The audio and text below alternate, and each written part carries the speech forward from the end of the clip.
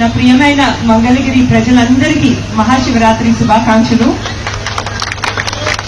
అంతేకాకుండా ఇక్కడ ఎంతో మంది మహిళలను చూశాను. మీరందరూ చాలా ఉత్సాహంగా ఈ ప్రోగ్రామ్ ని చూడడానికి వచ్చారు.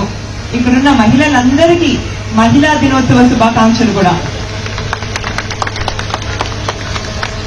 శివరాత్రి వేడుకలు మరియు మహిళా దినోత్సవం ఒకటే రోజు జరుపుకోవటం చాలా గొప్ప విషయం. ఎందుకంటే శివుడు మహిళలకి చాలా ప్రాధాన్యత ఇచ్చే దేవుడు.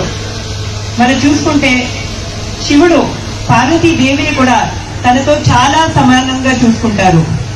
అదే కాకుండా శివపార్వతులు శారీరకంగా ఒకటే అయ్యారు. అందుకే శివరాత్రి మరియు మహిళా దినోత్సవం ఒకటే రోజు జరుపుకోవటం నాకు చాలా ఆనందంగా ఉంది. అది కూడా మన మంగళగిరిలో, మన లోకేష్ గారి మంగళగిరిలో జరుపుకోవటం నా అదృష్టంగా భావిస్తున్నాను. ఈ పవిత్రమైన దినమున మన శివ పార్వతుల పవిత్రమైన నృత్య ప్రదర్శన చూడటం నేను నా అదృష్టంగా భావిస్తున్నాను, మనందరి అదృష్టంగా భావిస్తున్నాను. అదే కాకుండా సుమిత్ర గారు చెప్పారు, మన భారతదేశపు సంస్కృతి ఎంతో గొప్పది, ఎంతో బలమైనది. కానీ రోజు రోజుకి చాలా మంది మన సంస్కృతి గురించి, మన కళల గురించి మర్చిపోతున్నారు. నేను చాలా అదృష్టవంతురాలుగా పెరిగాను. నేను చిన్నప్పుడు నాన్నగారితో పాటు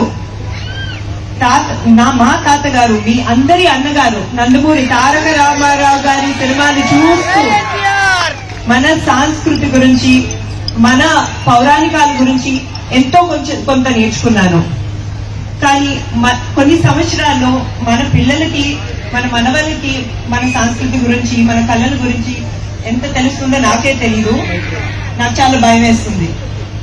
ఈ నేపథ్యంలో పరంపరా ఫౌండేషన్ వాళ్ళు మన సంస్కృతిని రక్షించడానికి చాలా కృషి చేస్తున్నారు.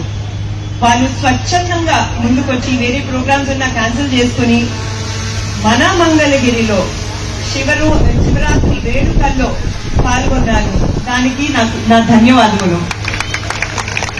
అదే కాకుండా త్రికాయ ఫౌండేషన్ వాళ్ళు ఇంత బిజీగా ఉన్నా కూడా వాళ్ళ సూపర్ డాన్సెస్ తో, వాళ్ళ పెర్ఫార్మెన్స్ లో వాళ్ళ శివపార్వతుల రోల్స్ ని ఎలా జీవించారో మీరే చూశారు.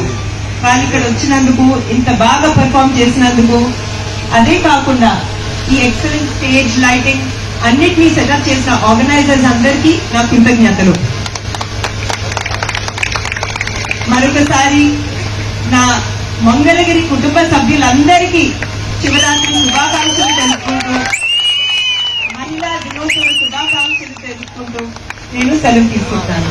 నమస్కారం.